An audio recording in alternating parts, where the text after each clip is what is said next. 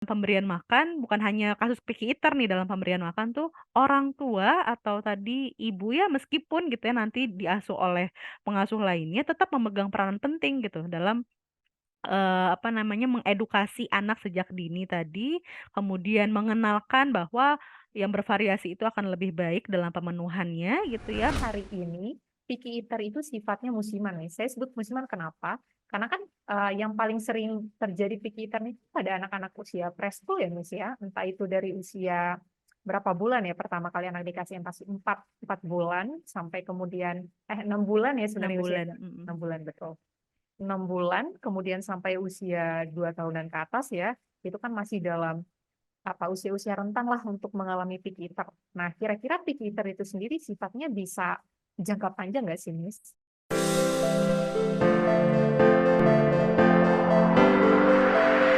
Oke, selamat siang parents, atau mungkin ada parents yang nantinya bakal nonton di malam hari, petang, atau mungkin subuh, kita nggak tahu ya waktunya nanti, tapi semoga dalam keadaan sehat selalu. Halo The Good Parents, hari ini kita bakal ngobrolin sesuatu nih dari Parenting Podcast kita by The Good Parents. Nah, tentunya kenapa hari ini akan ada podcast lagi? Karena tentunya agar ada masa depan yang lebih baik, akan ada parenting yang lebih baik ke depannya untuk parents, seperti itu. Nah, tentunya podcast kita hari ini masih bareng aku, Citra Lindiani, tapi boleh aja disapa dengan Cici atau Citra ya. Nah, oke, biar makin akrab gitu parents ya. Jadi mungkin dari podcast pertama sampai podcast keberapa nih? Tuh, mungkin udah agak bosen, tapi kayaknya udah inget-inget nih, oh namanya Mbak Citra gitu. Oke, nah hari ini bareng Citra bakal ada narsum yang luar biasa yang menemani podcast kita hari ini. Nah, untuk topiknya dulu nih ya parents, kita bakal bahas mengenai picky eater. Apakah strategi makan itu normal gitu buat anak-anak ya khususnya. Bareng narsum kita hari ini, Miss Nur Syifa Rahma Maulida, SPP MGZ. Nah, beliau ini adalah narsum kita yang dipastikan bakal expert di parents, sudah tinggi lah jam terbangnya. Nanti bakal ngasih banyak banget edukasi terkait dengan picky eater, konsep picky eater, dan masih banyak lagi. Nah, saya percaya sih kalau parents, kalau yang nonton ya, pasti penasaran lah kita bakal bahas apa sih soal picky eater gitu. Apa sih picky eater? Mungkin udah nggak asing ya, masih apa ya, familiar lah di telinga kita, apalagi di ibu yang zaman sekarang. Gitu. Nah, bicara soal Pikiter, Miss, saya boleh ngasih beberapa case study nggak terkait dengan Pikiter? Ah, boleh boleh, boleh Oke. kita. Nah, seperti yang tadi sempat disinggung ya sama Cici, Pikiter itu sendiri pasti udah familiar lah ya sama parents hari ini gitu. Pikiter kan nama lainnya itu kan selektif makan ya, atau mungkin gerakan tutup mulut GTM yang hari ini um, banyak banget terjadi atau udah jadi fenomena yang marak terjadi gitu di tengah-tengah kita, khususnya di Indonesia. Nah, mungkin buat parents yang pernah ngikutin kelas intensif empati expert atau intensif empati series dari The Good Parent, mungkin udah tahu lah ya Pikiter itu seperti apa gitu, apalagi yang memahami soal gizi. Gitu.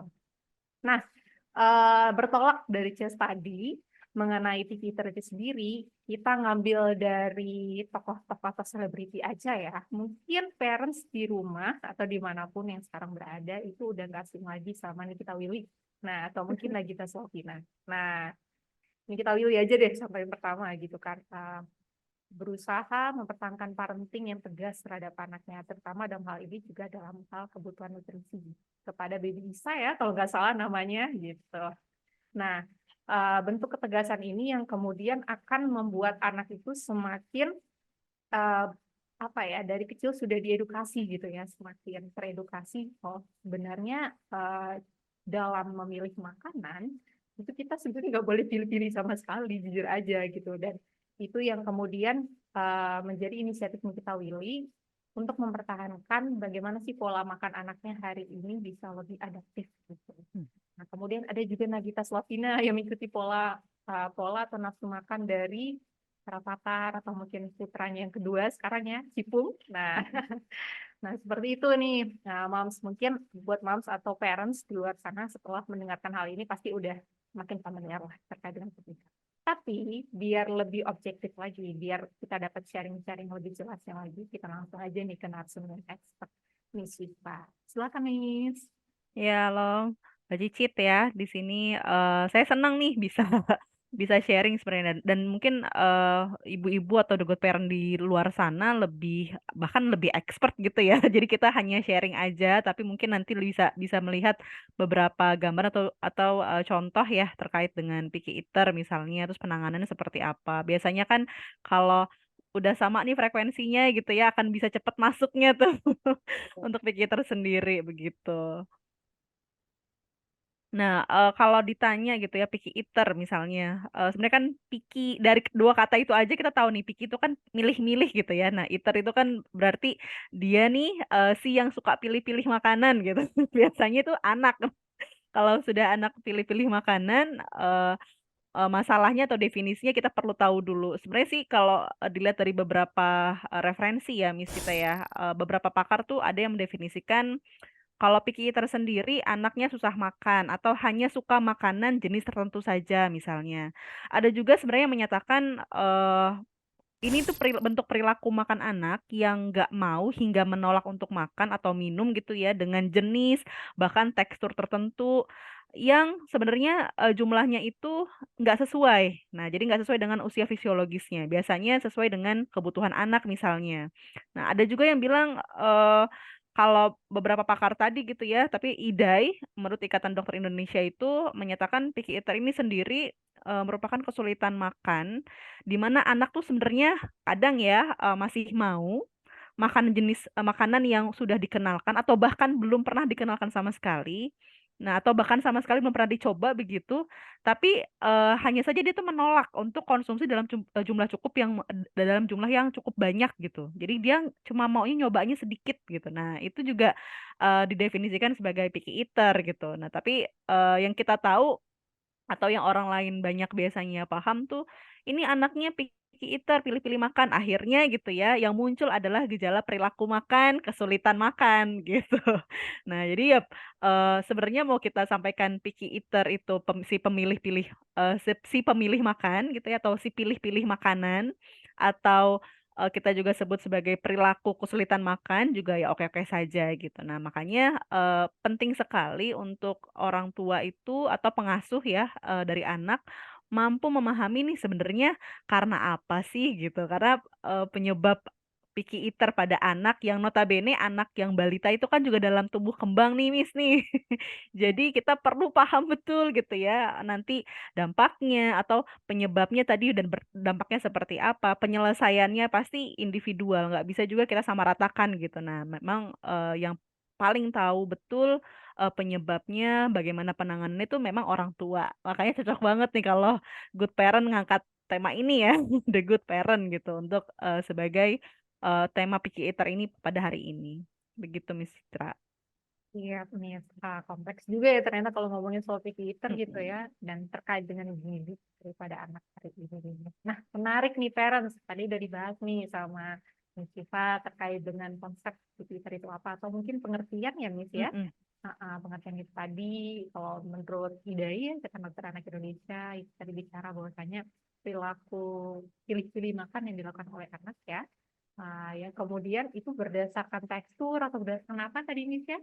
Nah, yang jenis, betul. Nah, jenis. dia nggak mau tapi, bukan berarti nggak mau nyoba sama sekali ya, tapi memang dikatakan picky itu yang jumlahnya itu nggak bisa banyak gitu, si anak ini nggak bisa nerima banyak, nggak bisa konsumsi banyak. Nah, ini baik itu makanan yang baru, dia coba atau bahkan pernah gitu sebelumnya gitu, dan itu nggak mau dalam jumlah yang, sesuai kebutuhan anak tadi. Iya, dan kemudian itu juga bisa jadi bikin anak rentan ya, misalnya terhadap malnutrisi gitu, kalau misalkan nggak diatasi gitu.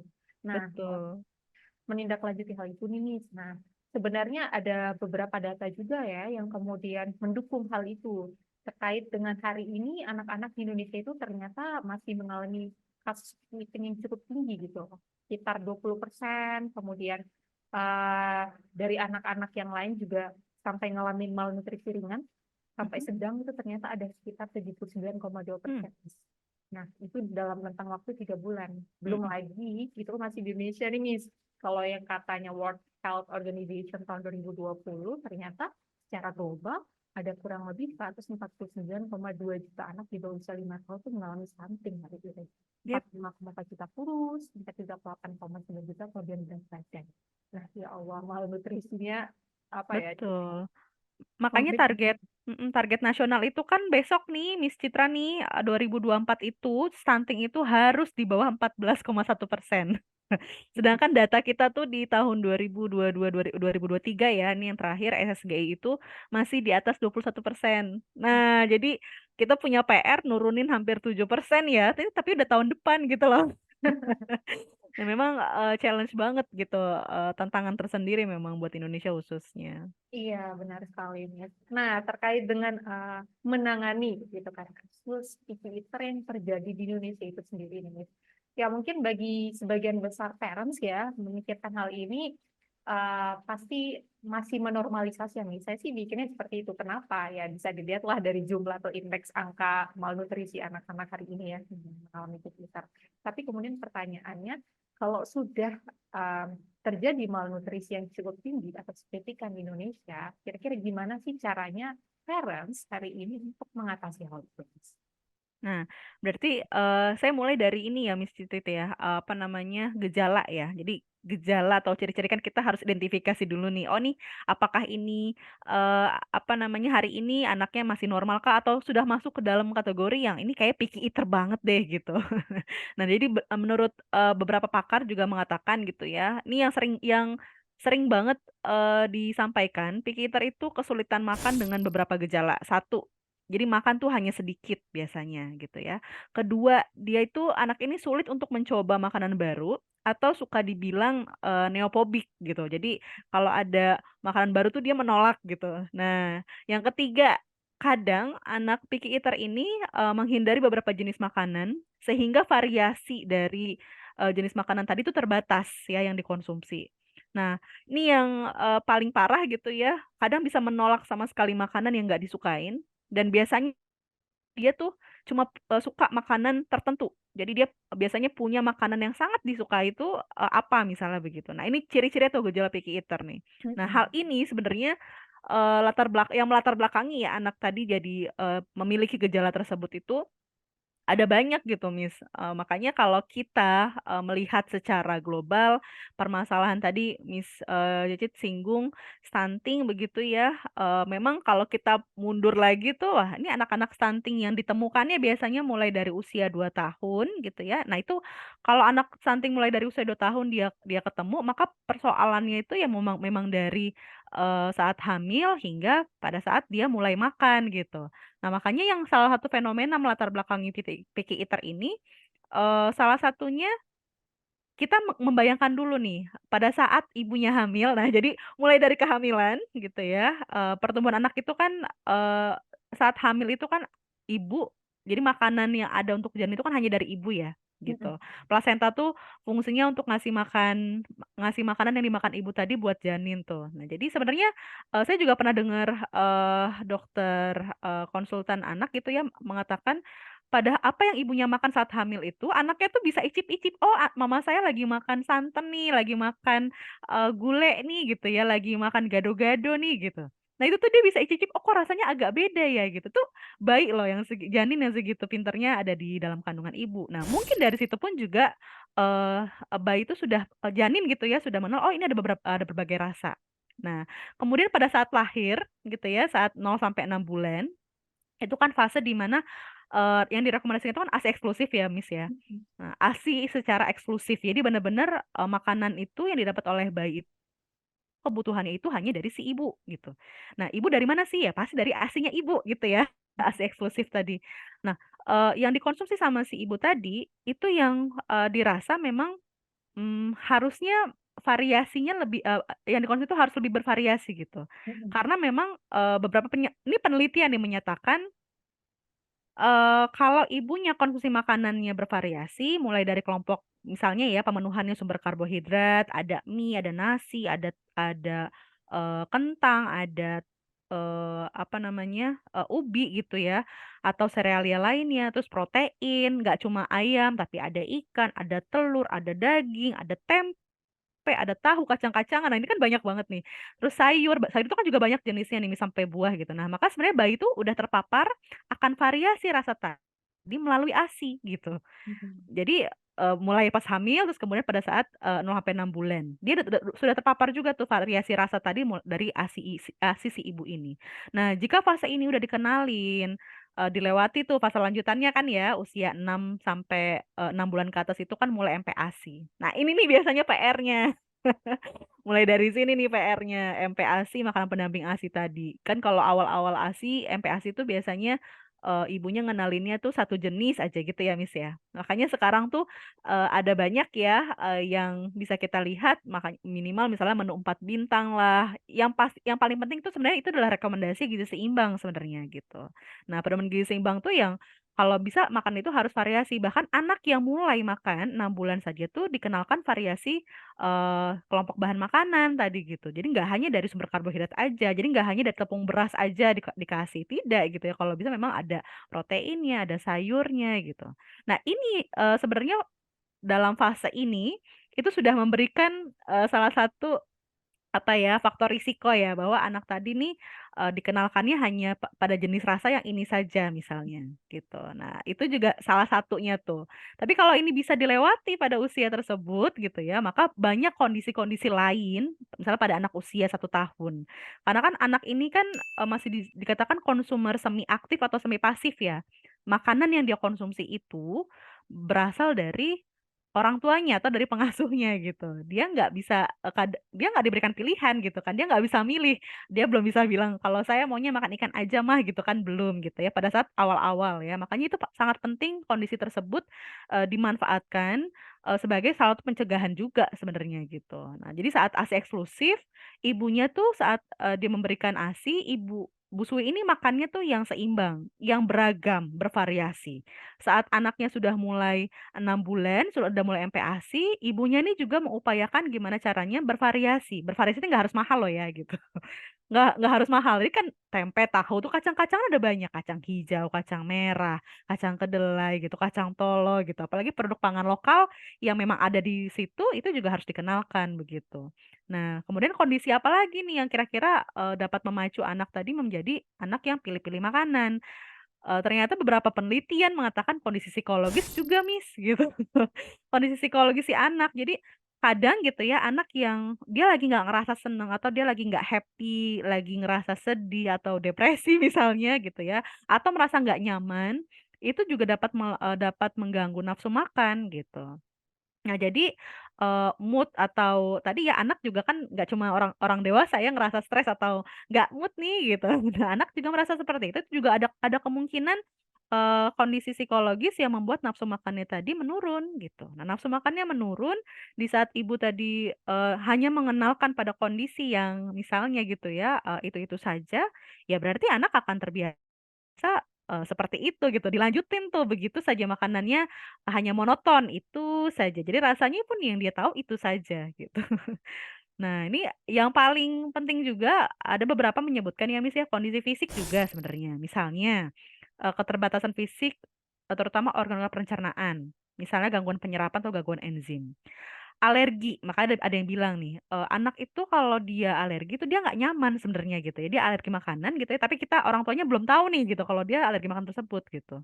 Kalau dia sebenarnya punya alergi makanan tersebut tuh perutnya nggak nyaman, kalau perutnya nggak nyaman akhirnya kan dia menolak makan gitu.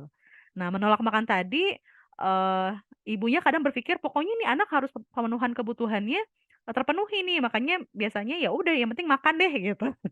Akhirnya mungkin ya diberikan cemilan yang itu-itu saja, entah misalnya, susu gitu ya, "Oh nggak apa-apa kok dia nggak makan, masih mau susu." Nah ini kejadian ini terus-menerus menjadi apa ya, menjadi senjatanya si ibu nih, pokoknya kalau nggak mau makan nggak apa-apa deh kasih ini aja dulu, kasih ini aja dulu yang anaknya mau makan. Nah sebenarnya perilaku itu tadi yang menyebabkan anaknya akhirnya ya picky eater, orang yang disediain itu kok gitu. Nah kurang lebih gitu Miss, yang melatar belakangi kondisi picky eater pada anak. Siap, Miss, kompleks juga ya ternyata kalau masalah Betul, ngurus makan mhm. gitu ke anak.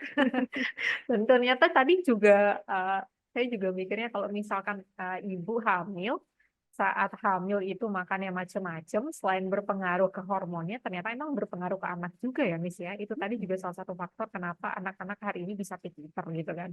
Dan mungkin juga ini sih, Miss, karena ada banyak sekali kasus di mana seperti yang disinggung Miss Syifa tadi, kan secara fisik dapat terlihat ya anak-anak yang avoidance, yang menolak makan gitu kan karena hal baru atau mungkin karena tidak disukai karena faktor-faktor yang disebutkan. Nah, mungkin ini juga bisa jadi reminder gitu kan buat parents, nantinya apabila adik-adik hari ini, melakukan GTM, itu jangan langsung, apa namanya, mendiagnosis anak saya ini enaknya dikasih apa dan sebagainya, tapi pahami dulu kondisi fisik atau kondisi anaknya itu seperti apa gitu kan. Jangan sampai ternyata punya alergi nih, bener banget saya sepakat. Bahkan sampai kita kalau mau diagnosis anak alergi terhadap makan, apakah kita harus nyobain ke semua makanan dulu ke anak atau gimana itu kasusnya ya, Miss, ya? Nah, Betul betul. Makanya dokter malah menyarankan gitu ya, nanti kenalkan lagi misalnya pada saat, hari ini gitu kita kasih telur terus dia timbul resiko gejala alergi ya misalnya, batuk, pilek gitu, itu kan juga salah satunya tuh. Atau misalnya kenanya di kulit akhirnya keluar, merah-merah atau bentol-bentol, atau kenanya itu di saluran pencernaan akhirnya, dia ngerasanya nggak nyaman, diare atau malabsorpsi. Nah, iya. bukan berarti di-stop gitu, "Oh nanti nggak lagi deh." Dokter malah menyarankan nantinya akan, dikenalkan lagi gitu. Nah, karena kondisi alergi ini semakin dewasa memang nanti, katanya ya gitu memang, menurut penelitian juga lama-lama akan hilang gitu. Nah, kebetulan saya juga punya anak yang kok kayaknya nih alergi tertentu nih gitu. Nah, jadi akhirnya saya juga belajar, oh iya bener, hari ini dikasih ini, kemarin dikasih ini gitu ya, dia keluar tuh, dia nggak nyaman makanya dia nggak mau, udah gitu, udahan makannya gitu. Dicoba lagi nanti 2 hari kemudian atau 3 hari kemudian gitu ya, ternyata dia mau. Nah, makanya tadi tuh, GTM itu gerakan tutup mulut pada anak tuh memang, saya sadari gitu, saya pahami memang orang tua kadang, nggak sabaran gitu ya, Miss. Kondisi psikologisnya si orang tua ini bahkan di beberapa penelitian, Miss, itu bisa menyebabkan anak tadi menjadi picky eater gitu. Karena yang muncul adalah pemaksaan ya, "Hani harus makan," gitu. Akhirnya dia tiap makan tuh ngerasa, "Aduh, stres tadi ya, kondisi stres, kondisi psikis, karena orang tuanya, memperlihatkan bahwa ini kalau makan tuh, interaksinya negatif terus gitu. Entah itu dipaksa, entah itu harus, entah itu misalnya sampai ngelempar makanan gitu ya. Nah itu akhirnya anaknya ngerasa, "Aduh kayaknya kalau pas makan stres deh, makanya saya nggak usah makan deh," gitu. Atau pilih makanan yang nyaman aja deh, susu, gluk gluk gluk, selesai gitu, misalnya kenyang. Nah padahal tadi, konsekuensi di balik itu adalah ya setelahnya dia akan picky eater gitu ya, pilih-pilih makanan. Heeh, siap, Miss, benar banget. Jadi selain daripada orang tua hari ini itu harus lebih kreatif ya, Miss, ya, untuk menentukan menu apa aja sih yang harus anak saya makan hari ini, tapi juga konsistensi ya, Miss, ya, disiplin gitu kan. Terutama pola makan anak juga ya, Miss, ya. Kadang kan ada parents yang memang lagi sibuk berkarir, kemudian nanti diserahkan ke ibu, ke tante, dan orang-orang yang berbeda-beda, tapi ternyata pola makannya jadi berubah-ubah, dan itu juga bisa juga berpengaruh ke picky eater ya, Miss, ya. Iya betul. Nah itu tadi, mungkin bisa, saya tambahkan gitu ya, betul banget. Jadi saya tadi lupa tuh. Ternyata yang mempengaruhi kondisi, dari picky eater, siapa sih gitu ya, selain tadi orang tua, terus tadi Miss kan bahas pengasuh yang mungkin ibunya tadi kerja gitu, atau tadi malah lingkungan keluarga lainnya, kakaknya. Ayahnya gitu, dia nggak pernah lihat, jadi adik anaknya ini yang lagi picky eater ini gitu, yang balita tadi, usia balita tadi diberikan makan ikan, padahal dia nggak pernah lihat kakaknya misalnya nggak mau makan ikan, atau bahkan kakaknya ini udah picky eater duluan gitu ya, pas disediain sama, mamahnya atau di lingkungan keluarga, ini nggak mau, nolak, maka dia akan ikutan tuh, nggak mau juga gitu ya, kok aku disuruh makan tapi Kakak nggak makan, atau juga begitu, ibunya, karena misalnya ibunya punya, preferensi tertentu gitu ya, nggak suka makan ikan atau nggak suka makan sayur. Nah, mau nggak mau kan penyediaan di rumah itu kan berdasarkan dari, tugas ibu ya, tadi misalnya dalam penyediaannya gitu ya, akhirnya ibunya nggak nyediain. Nah, maka dia nggak akan tahu tuh rasa sayur itu ternyata rasanya memang rasa sayur gitu. Jadi bukan yang pahit, bukan yang, ini nggak manis makanya nggak enak gitu. Nah makanya, dikatakan begini, Miss, makan sendiri itu kan prosesnya dinamis ya dan kompleks gitu. Bukan sekedar ini makan koordinasi gerak beberapa organ misalnya atau otot dari mulai mulut, terus masuk kerongkongan, lambung, sampai usus, tapi kan ada interaksi tuh yang efektif antara pengasuh, kemudian anak, juga lingkungan gitu. Nah jadi masalah makan sendiri tuh indikatornya, ya tadi ya balik lagi tuh kompleksitas. Maka paling utama tuh, dalam pemberian makan bukan hanya kasus picky eater nih dalam pemberian makan tuh, orang tua atau tadi ibu ya meskipun gitu ya nanti diasuh oleh pengasuh lainnya tetap memegang peranan penting gitu dalam apa namanya, mengedukasi anak sejak dini tadi, kemudian mengenalkan bahwa yang bervariasi itu akan lebih baik dalam pemenuhannya gitu ya, karena, kalau kita bilang, dampak itu ya bisa negatif bisa positif, tapi kayaknya kalau dari Pikitter nggak ada di dampak yang positif gitu. Nah jadi pasti dampaknya itu dampaknya negatif gitu. Nah itu yang perlu dipahami dulu dan perlu direnungi dulu oleh si ibu tadi ya, memang akan bersusah-susah, akan berpayah-payah nyediain makan, nggak dimakan, nanti, suruh masak lagi. Dulu saya kayaknya nggak mesti harus masak, makan aja gitu. Nah itu yang akhirnya muncul tuh, kondisi psikologis ibu yang emosional ibu yang lumayan akhirnya menyita waktu, akhirnya dia ya udah apa adanya aja deh, anaknya pas lagi mau makan ini, ya udah akhirnya dicobanya itu aja gitu. Daripada anaknya nggak makan sama sekali misalnya gitu. Nah tapi memang harus dipahami betul, konsekuensi dari, apa yang dipilih si ibu tadi dalam pemberian makan anak, gitu. Sepakat nih, benar banget harus diperhatikan ya terkait dengan makan anak itu sendiri gitu. Baik dari ibu itu sendiri atau parents ya, baik ayah maupun ibu dan juga orang-orang yang terlibat gitu dalam Mhm, memberikan mhm. apa namanya menu atau mungkin asupan nutrisi kepada anak itu sendiri. Nah ini menarik banget ini tadi juga udah disebutin siapa aja nih yang kemudian bisa terlibat gitu kan dalam memberikan nutrisi kepada anak. Nah baik, oh ya ini juga sih nih sebenarnya. Apakah sebenarnya hari ini picky eater itu sifatnya musiman nih. Saya sebut musiman kenapa? Karena kan, yang paling sering terjadi picky eater itu pada anak-anak usia preschool ya, Miss, ya. Entah itu dari usia berapa bulan ya, pertama kali anak dikasih yang pasti 4 bulan sampai kemudian 6 bulan ya 6 sebenarnya bulan, usianya, mhm. 6 bulan betul. 6 bulan kemudian sampai usia 2 tahunan ke atas ya, itu kan masih dalam usia-usia rentan lah untuk mengalami pick eater. Nah, kira-kira pick eater itu sendiri sifatnya bisa jangka panjang nggak sih, Miss? Dan mungkin nanti kalau misalkan udah dewasa kan biasanya suka explore ya, udah kembalilah kepada kemandirian masing-masing, entah itu nanti suka makan apa. Tapi kira-kira itu bisa berubah ke ranah yang sebenarnya positif nggak sih? Meskipun tadi katanya nggak ada yang positif ya, Miss. Nah Bisa betul, jadi favorit gitu. mhm mhm. Jadi begini, kalau misalnya kita akan bedakan dulu nih fase fase anak tadi ya, karena memang usia 5 tahun, makanya tadi preschool. Jadi dia sebelum dia sekolah biasanya itu, dia kan sedang tumbuh dan berkembang nih, Miss. Makanya tadi, anak tadi tuh juga sedang belajar. Makanan tadi sebagai salah satu bahan media belajar sebenarnya juga gitu ya pada anak. Nah makanya kalau pada saat dikenalkan di usia 5 tahun, kebanyakan ya, ini kayaknya kalau picky eater itu akhirnya gitu ya, terbentuk itu dari kapan sih ya? Pasti dari usia 0 sampai 5 tahun tuh terbentuknya tuh awal mulanya gitu ya. Nah nanti kemudian kemudian ternyata terbawa karena usia remaja itu, remaja awal kita tahu sendiri, faktor psikologisnya berbeda lagi tuh.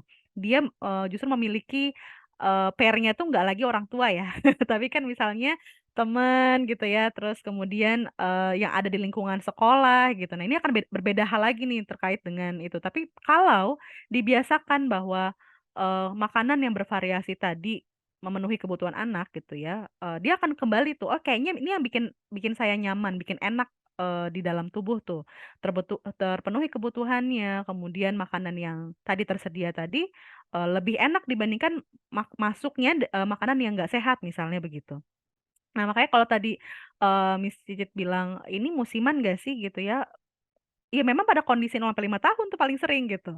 Nah dampak positif yang paling mungkin terjadi, itu adalah di saat gitu ya, dia sudah masuk ke dalam fase remaja dan kemudian punya nah ini kan tadi lingkungannya kan tidak hanya pada lingkungan rumah gitu ya, dia melihat di luar, pada kondisi remaja ini kan mereka belajar banyak, bahkan mencari jati diri gitu ya. Terus kemudian melihat gitu ya, oh ternyata kalau konsumsi makanan ini tuh jadi lebih sehat misalnya begitu, atau dia punya preferensi makanan tertentu karena kalau kita pahami, prinsip dari makanan, itu nggak ada salah satu bahan makanan pun yang mengandung semua zat gizi, gitu. Jadi memang paling benar itu adalah variasi makanan untuk memenuhi kebutuhan, ya tidak ada satu jenis bahan makanan pun yang dia tuh, udah lengkap gitu, nggak ada sebenarnya gitu. Yang paling lengkap untuk asam amino, walaupun misalnya juga agak rendah di bagian yang lain tuh telur, ya telur tuh dibilang yang telur tuh yang asam aminonya, lumayan memenuhi deh gitu. Nah tapi juga tetep tuh ada asam amino yang diperlukan yang tidak ada di telur atau rendah di telur tapi tinggi misalnya di ayam gitu. Ada asam amino yang tinggi di ayam rendah di ayam tapi ternyata tinggi di daging. Nah jadi pemenuhan itu memang harusnya dari variasi makanan gitu. Nah, khawatirnya tadi, di saat pada kondisi musiman tadi ya 0 sampai 5 tahun, tidak terakomodir dengan baik, tidak, diselesaikan dengan baik gitu ya, maka dia akan terbawa pada usia remaja gitu. Usia remaja, masalah tadi kita mau ngomongin balik lagi nih ke stunting, karena ini muter nih, Miss, nih. Di saat dia usia remaja, dia, akan berisiko ya, yang picky eater ini akan berisiko mengalami malnutrisi, atau defisiensi mikronutrien. Jadi defisiensi mikronutrien ini seperti hidden hunger. Dia lapar tapi nggak kelihatan, gitu. Jadi biasanya kondisinya anak-anak ini tuh yang gemuk ya, oh tandanya dia makannya bagus dong, kan dia gemuk kelihatannya begitu. Padahal dia hidden hunger tuh, kelaparan yang tersembunyi. Padahal dia miskin akan zat gizi mikro, ya mikro itu yang didapatkannya dari sayur dan buah tadi misalnya atau dari protein yang bervariasi. Nah, ini yang akhirnya remajanya tadi menjadi remaja yang anemia. Nanti saat dia jadi ibu hamil yang anemia. Muter terus, akhirnya siklusnya stunting tuh balik lagi. Nah, itu yang kita justru cegah gitu ya, mulai memang dari usia 0 sampai 5 tahun. Maka, eee, paling baik dalam pola pengasuhan kita mau putus di bagian mana, karena ini kayak siklus siklus daur hidup ya gitu ya, atau kalau kita udah nganggepnya ini adanya di sini, nah kita harus putus itu di situ. Jadi pada saat saya dulu pas hamil kayaknya makannya masih belum baik nih, belum beres nih gitu ya. Pas saat dia menjadi ibu menyusui, harus segera dirubah tuh gitu ya. Harus segera diputus dengan dia, konsumsi makanannya akan lebih baik lagi dan berpikirnya itu bahwa nanti anak saya juga akan sampai kepada siklus itu gitu.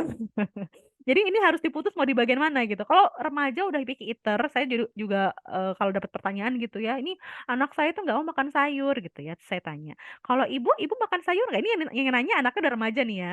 "Anak saya susah banget makan sayur." Ibu seneng nggak makan sayur?" Enggak sih." Nah Nah, nah tadi tuh, ya enggak sih. Nah itu yang kita kadang suka lupa gitu, oh iya ini, anak yang sekarang ini adalah akibat dari kondisi kita masa lalu juga gitu. Nah ini yang tadi 0 sampai 5 tahun tuh menurut saya itu emang golden period apalagi, isu-isu masalah gizi yang sekarang lagi happening ya, stunting dan masalah gizi lainnya. iya, Iya. sepakat banget, Miss. Apalagi dengan godaan makanan yang junk food dan Mhm, jajarnya ya, Miss, ya. Soalnya kan banyak banget ya mhm, sekarang, apa ya, seblak dan yang lain kalau boleh nyebut merek ya. mhm mhm Itu kan mhm. anak muda hari ini kan suka banget yang kayak begituan gitu dan, yang saya pikirkan mungkin untuk sekarang junk food itu nggak kelihatan, tapi ternyata itu bisa berdampak banyak. Tadi juga disinggung sama Miss Sifa terkait dengan anak-anak yang terlihat sehat, gemuk, dan ternyata dia punya kasus obesitas misalkan atau Betul. kolesterol sejak dini, kita nggak pernah tahu gitu ya, Miss.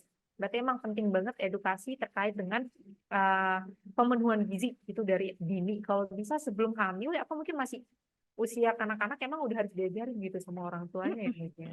Saya Makanya sepakat tadi sih putus. siklusnya mau di mana gitu. Heeh, Makanya tadi, oh ya, siklusnya sih lagi di mana nih. Kalau emang tadi masalahnya sebelumnya itu saya punya masalah di masalah saat remaja gitu ya, maka saat saya, ya udah di remaja tadi, saat usia dewasa mau usia subur nih, maka harus diperbaiki gitu, udah iya, mulai diperbaiki. Tapi kalau misalnya pas tadi, bayi gitu ya, atau tadi 0 sampai 6 bulan, ibu tadi tidak memberikan ASI secara eksklusif misalnya gitu, terus, mungkin ya karena hal dan lain hal, ya maka pas 6 bulan ini mulai diperkenalkan gitu.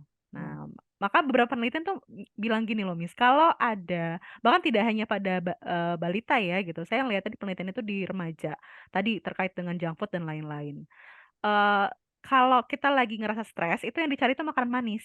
iya, Kalau kita lagi stres tuh yang dicari makanan asin gitu. Nah, makanya nggak heran kalau yang dimakan tuh itu-itu saja dan salah satu, dampak dari, makanan yang tinggi akan gula atau garam gitu ya, atau lemak tadi itu dia, ada namanya Eee, nagih gitu. Nah, sensornya tuh kayak nagih, "Ini kayak saya belum makan yang asin nih," gitu, "saya belum makan yang manis nih," akhirnya nagih maunya itu terus. Nah, tadi tuh yang bisa mutus itu apa sih kalau di dalam, bahan makanan ya, komposisi bahan makanan itu sayur dan buah, Miss, gitu. Nah, kalau kita konsumsi sayurnya sering gitu ya, itu akan diputus tuh, eee, rasa keinginan untuk mengkonsumsi makanan yang asin atau manis terus gitu. iya, benar banget. Kan udah ada kandungannya juga ya kalau mau dibilang gula ada kok di buah, banyak kok buah yang ngandung gula gitu ya. Betul, iya, gitu. Benar, Jadi dia akan memilih untuk, "Enggak deh voce saya toh pemilihan saya, ya udah saya larinya ke buah aja," gitu iya, misalnya. Saya pengen nyari yang gurih-gurih atau apa ya, kan bisa dari sayuran misalnya dibikin salad. Nah, itu kan juga, makanan yang, pilihannya lebih baik ya dibandingkan tadi tuh yang junk food yang misalnya mungkin kalau kol terus digoreng itu kan seneng seneng banget tuh karena memang beda gitu karena lemak itu kan bikin enak. Nah pas dikonsumsi tuh kok nagih ya pengennya itu. Nah tapi kita harus tahu gitu. Oh beberapa zat gizi di situ tuh akhirnya udah hilang gitu. Salah satunya vitamin C yang harusnya tadi sayuran itu kaya akan vitamin dan mineral karena proses pengolahan dan pemasakannya tidak cukup baik akhirnya dia jadi hilang gitu ya. Manfaatnya nggak dapet juga gitu. Benar banget ya, bicara soal junk food juga tadi sama ini sih Miss, mungkin karena melihat generasi sekarang itu udah banyak yang lebih ke instan ya, jadi apa-apa itu makanan instan, apalagi kan sekarang bahkan nasi yang udah dibungkus sama rumput laut apa onigiri ya, Onigiri. wah udah banyak lah itu ya, udah biasa dijadiin bekal lah kalau mau ke sekolah, nggak mau ribet juga kalau mau bekal ke sekolah ya memang udah dibiasain dari rumahnya sama parents gitu kan bawa bekal. Dan saya pikir juga memang rata-rata ya, mayoritas kalau mau ngomongin soal parents hari ini kalau ngasih bekal itu pasti bekal-bekal yang sifatnya manis gitu loh. Kalau misalkan ngomongin buah itu masih jarang jujur aja gitu. Mungkin dari orang-orang sekitar saya sih, tapi semoga aja itu nggak terjadi gitu loh di parents luar sana gitu. Jadi depannya nanti mungkin kalau kita kan nyebutnya 4 1 5 sempurna ya Miss ya. Nah, Nah, sekarang gizi seimbang ya, Miss bener, Cicit. Nah, ya bener. pedoman gizi seimbang tuh. Tapi emang butuh ini sih, Miss ya, konsistensi juga gitu kan. Karena kan Mm-mm. kalau mau ngomongin soal itu tadi bentrok lagi, kembali lagi ke masalah instan itu tadi gitu kan. Kalau misalkan parents dari muda sebelum berkeluarga sudah dibiasakan dengan makanan instan, tapi saat berkeluarga juga masih melakukan hal yang sama, maka pola hidup Betul, seperti itu. Kita kembali lagi betul. ke memutus siklus hidupnya seperti Mm-mm. itu ya, Miss. Betul. Jadi kalau udah ya udah. Makanya kayak saya misalnya nih pengalaman pribadi gitu ya. Saya tuh agak jarang makan ikan karena memang waktu ibu saya tuh tiap masak ikan itu nggak ada yang makan gitu ya waktu itu. Nah, jadi pas makan ikan tuh yang ibu saya tuh makan sendirian gitu. Nah, tapi karena akhirnya jarang disediakan gitu ya, saya nggak berani nyobain gitu. Nah, pada saat sekarang punya anak tuh akhirnya saya berubah gitu karena tadi karena tadi udah paham ilmunya gitu ya. Oh, ini nggak bisa nih kalau kayak gini. Minimal saya harus nyobain gitu. Nah, pas saya cobain ternyata oke-oke aja kok. Nah, kan usia dewasa itu lebih lebih matang ya dalam dalam menilai gitu. Makanya pas saya cobain, ah ternyata sebenarnya enak-enak aja. Kemarin dulu aja saya nggak coba karena mungkin nggak pernah gitu atau jarang tadi tuh. Jadi kayak nggak familiar di saya. Jadi saya nggak mau makan gitu. Nah pada saat saya mau nyobain buat anak nih, akhirnya saya berupaya untuk saya harus makan ikan lele, saya harus makan ikan kembung, saya nyobain sendiri gitu ya. Nah makanya saya bisa bilang, ya ini dimakan gitu, karena ternyata enak gitu. Nah akhirnya saya juga menyediakan itu kan. Nah, itu salah satu cara memutus ya. Dan tadi kalau Misita bilang ada nggak sih dampak positifnya? Nah, dampak positifnya kan ada di saat kita tahu ternyata pilih-pilih makanan itu dampaknya tuh akan nggak baik bukan hanya untuk saya saat ini tapi juga untuk ke depan gitu. Akhirnya saya switch kepada positif deviance ya Iya, iya, iya. gitu untuk memilih untuk enggak deh saya harus nyediain ini di rumah gitu. Mm-mm. Dan mungkin juga konsepnya ini sih, Miss ya kan, kalau pilih-pilih makan, misalkan tadi kan ada banyak kasus di mana hari ini banyak yang mengonsumsi junk food dan yang lainnya gitu ya, Miss ya. Tapi kalau pilih-pilih makan yang kasusnya lebih ke yang berserat, yang nutrisinya banyak ya, nggak masalah ya, Miss. Nggak masalah betul nah itu. Betul. Jadi definisinya dulu nih. Jadi yang dipilih apa dulu kan gitu. Iya betul banget itu. Betul Sama, iya betul. Miss, benar banget tadi juga. Berarti ini saya tangkapnya sebagai bentuk aware juga ya, baik itu parents maupun anak-anak hari ini. Karena dengan banyaknya akses digitalisasi hari ini ya, edukasi mengenai gizi itu sendiri pastinya kan sudah banyak banget yang beredar. Jadi tinggal di googling, wah udah dapet nih menu empasi Mm-mm. atau mungkin menu-menu khusus yang hari ini sehat. Buat anak itu kayak gimana sih ya, buat ibu hamil kayak gimana sih ya, itu kan udah bisa. Berarti emang penting-pentingnya dari kita atau utamanya dari kita untuk lebih banyak searching gitu kan lebih banyak wawasan lah ya terkait itu. Mm-mm. Karena memang kalau dari teori perubahan perilaku ya Miss Cicit ya, ini memang pengetahuan sikap baru perilaku. Jadi ngerubah perilaku itu yang paling sulit gitu. Nah, pengetahuan tuh kita tadi searching, googling itu udah banyak informasi kita ikut serta gitu ya. Ini dengan paparan itu harapannya merubah sikap kan.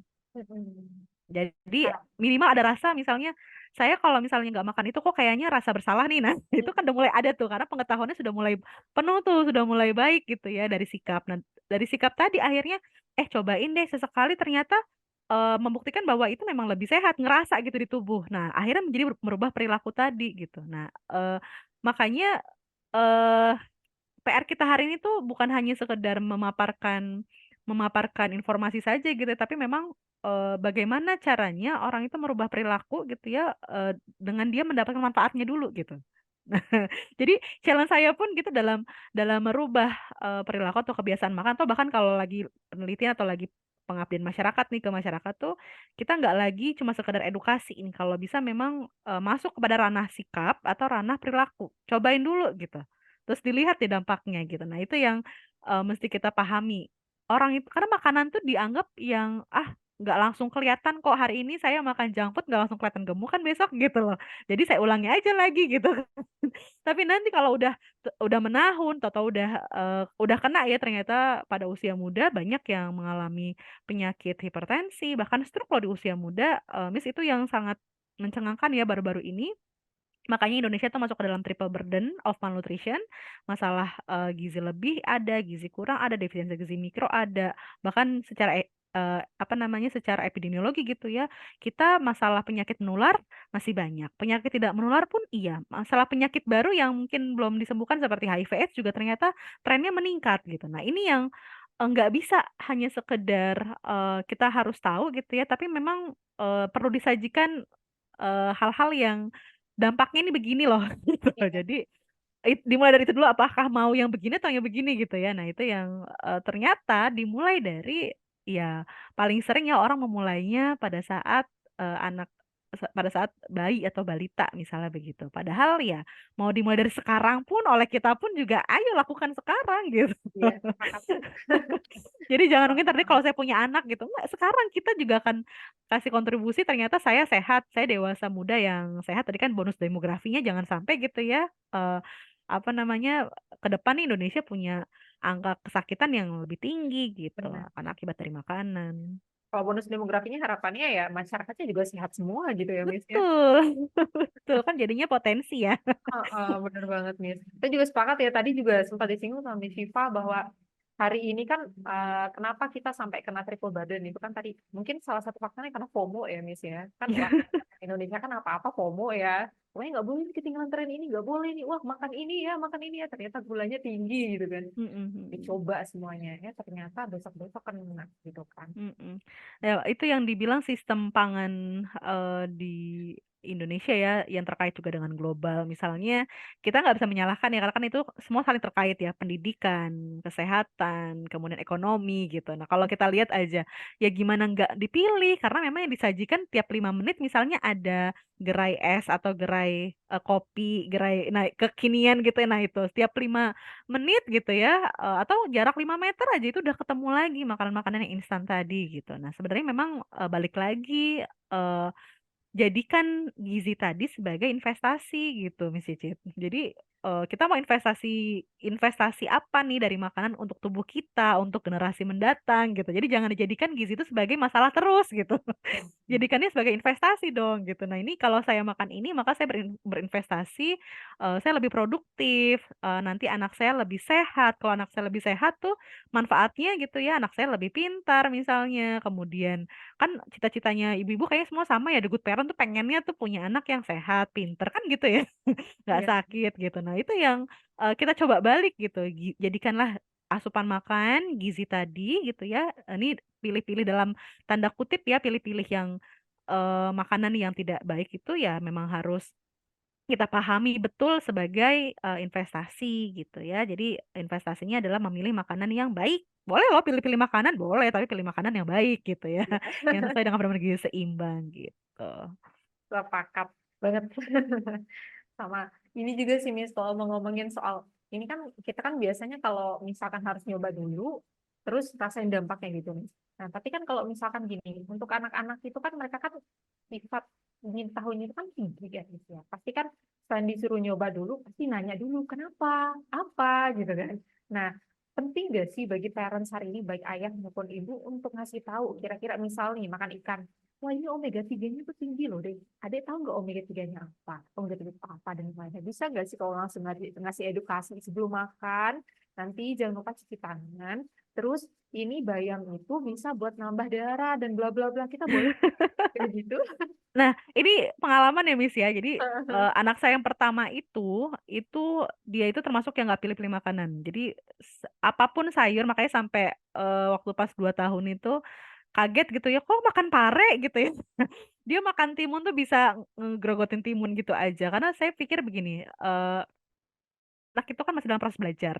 Bahkan ya sekali memang nggak bisa ya, maksudnya kita harus berkali-kali tuh, berulang kali kita mengingatkan atau berulang kali kita ngasih edukasi atau dengan cara yang bisa diterima oleh anak. Misalnya begini, eh ini apa Bu? Ini wortel gitu. Oh, apa rasanya? Coba rasain. Tuh rasa wortel gitu. Jadi kita nggak bisa nggak jangan bilang lagi ya agak pahit sedikit atau nih sayur tuh manis, ini manis loh gitu. Jadi jangan jangan berikan kode gitu ya pada makanan bahwa manis itu yang enak gitu.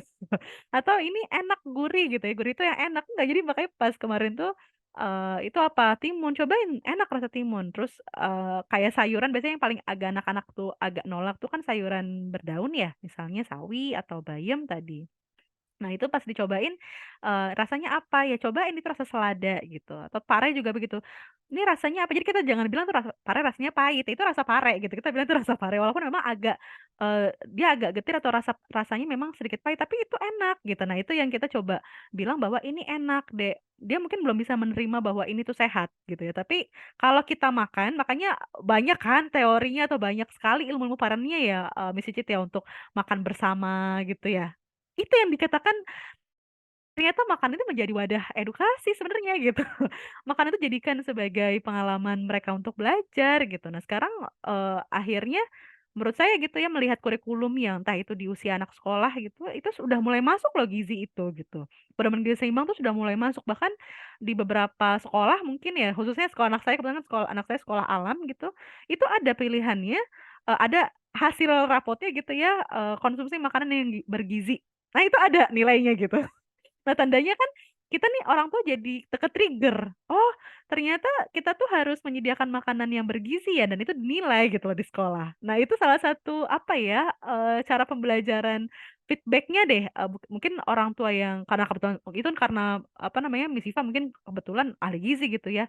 Ya enggak juga gitu, ternyata orang lain yang aware, tadi ya aware kita tetap samakan dulu visinya apa sih, tujuannya apa sih, pasti anak sehat, anak pinter, anak gak gampang sakit, anak berprestasi, terus dia bermanfaat untuk banyak orang gitu ya. Kalau udah sakit kan pasti lebih susah ya dibandingkan ngasih makan gitu misalnya.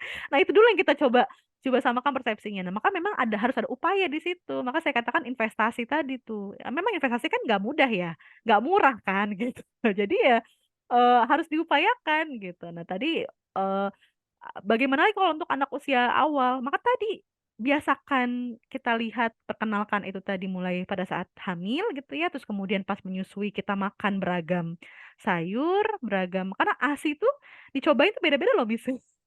Kalau kita lagi makan banyak protein atau ternyata makan sayurnya banyak, nanti rasa ASI itu berbeda dengan yang kalau kita lagi makan makanan manis, di sana rasa ASInya juga berbeda gitu.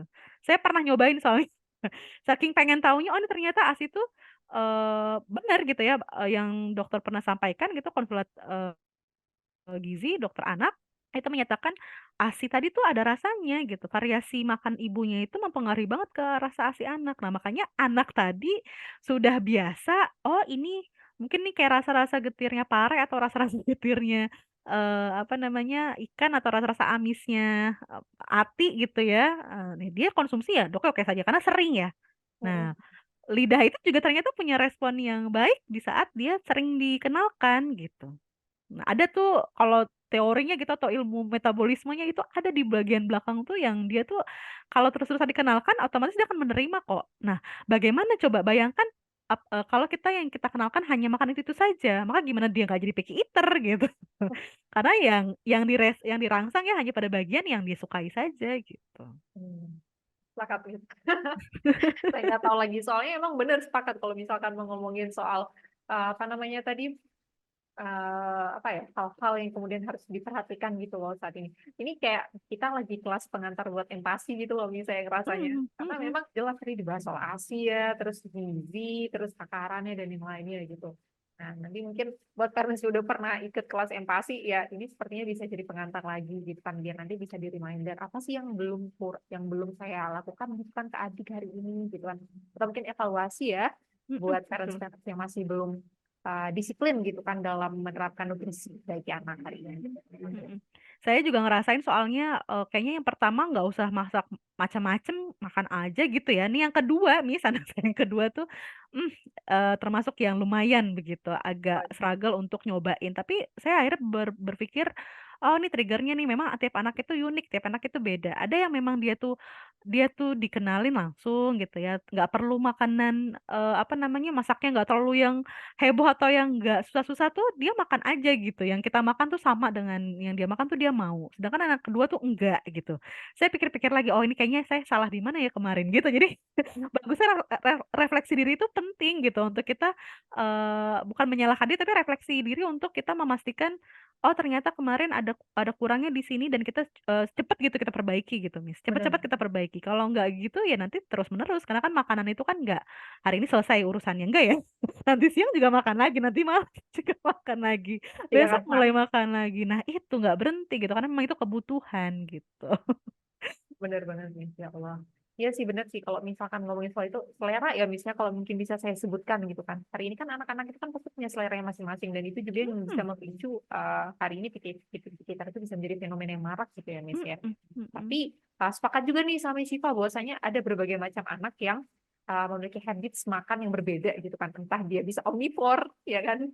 Atau mungkin ada juga kasusnya harus makan ini dulu terus nanti Betul, kita betul, ditanyakan gitu kan. betul. Kira-kira adik kalau misalkan mau makan sayur, enaknya mau dibuatin apa deh? Apakah nanti sandwich kah? Atau mungkin apa? Jadi ada variasi gitu. Konsisten sih memang ya Miss Cicit ya, konsisten memang sulit ya.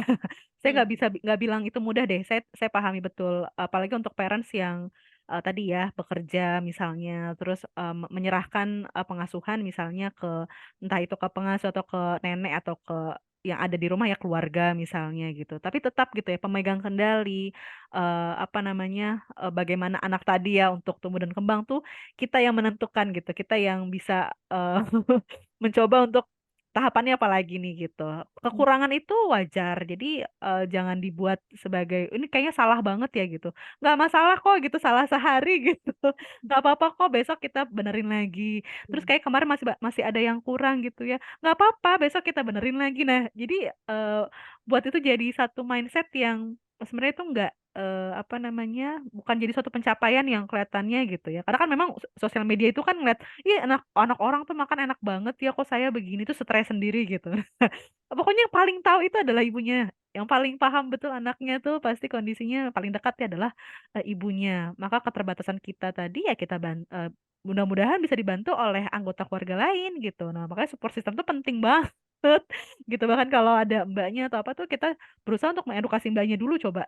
Jadi bukan apa namanya kalau kita mau menyerahkan gitu ya pengasuhan tuh kita nggak sekedar nyerahin tapi sebisa mungkin memberikan edukasi, memberikan gambaran perilaku. Ternyata misalnya lingkungan rumah kita atau tadi yang kita titipkan tadi nggak sama nih persepsinya dengan kita. Nah, berarti kita punya PR lagi kan nih untuk ini dulu kita edukasi.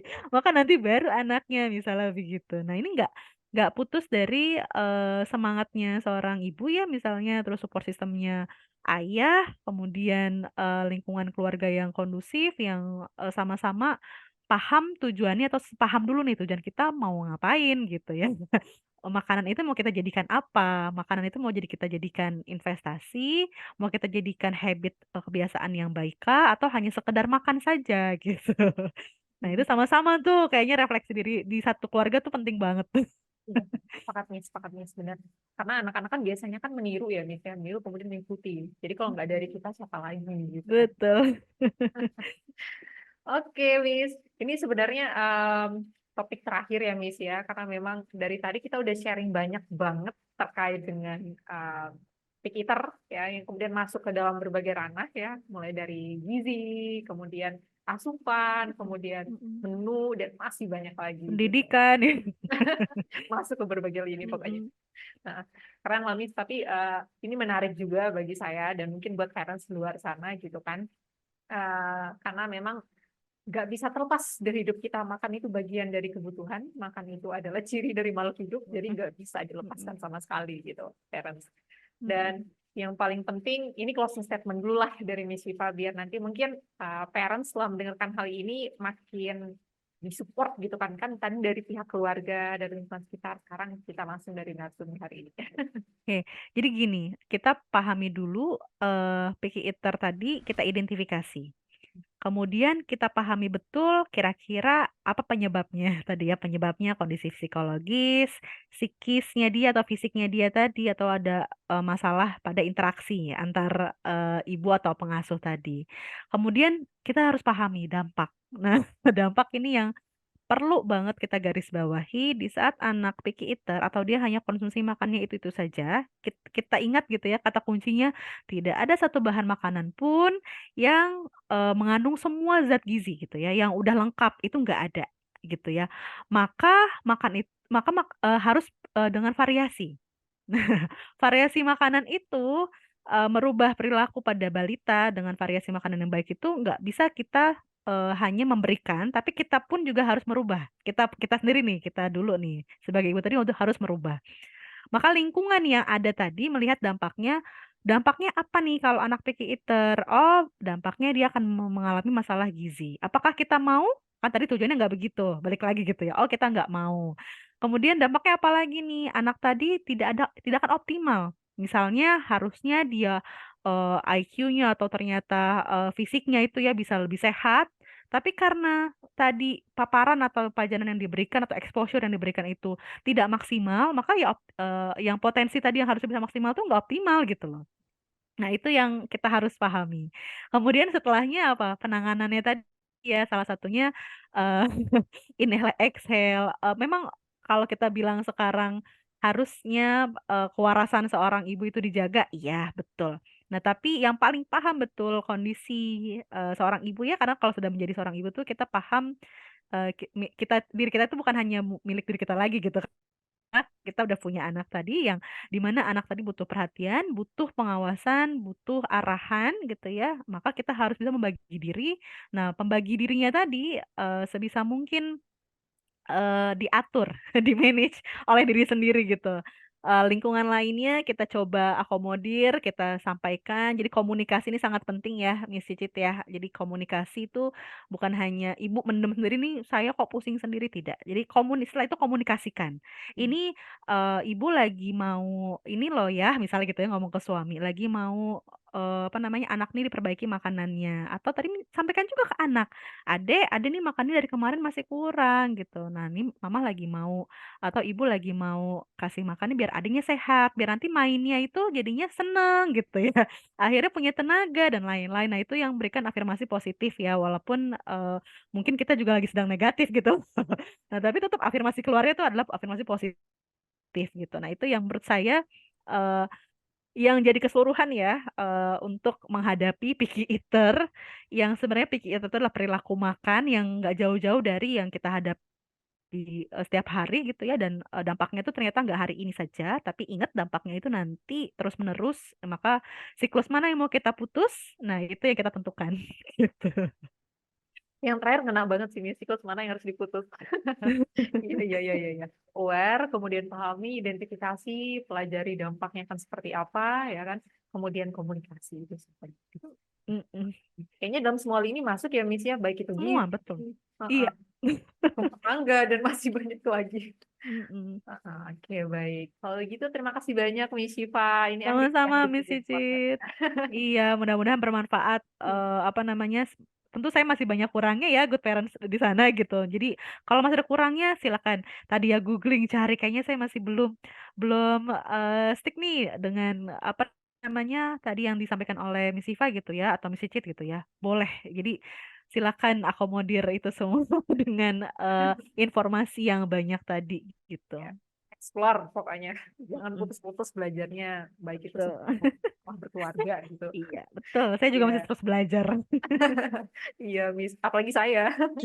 Oke, oke buat parents, karena kita udah sampai di penghujung podcast ya, semoga apa yang sudah disampaikan tadinya sama narsum kita hari ini, Syifa, itu bisa menjadi manfaat yang berlebih ya, manfaat yang bisa dipelajari lagi, diulang kembali, dievaluasi, kemudian diaplikasikan gitu kan dalam kegiatan sehari-hari, khususnya dalam hal ini terkait dengan gizi anak ya. Gitu.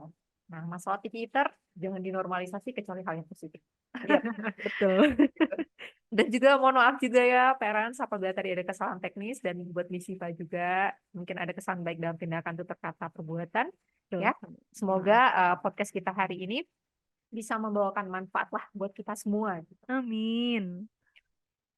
Oke, baik kalau begitu kita sudahin podcastnya. Kita ketemu lagi di podcast berikut. Sampai jumpa.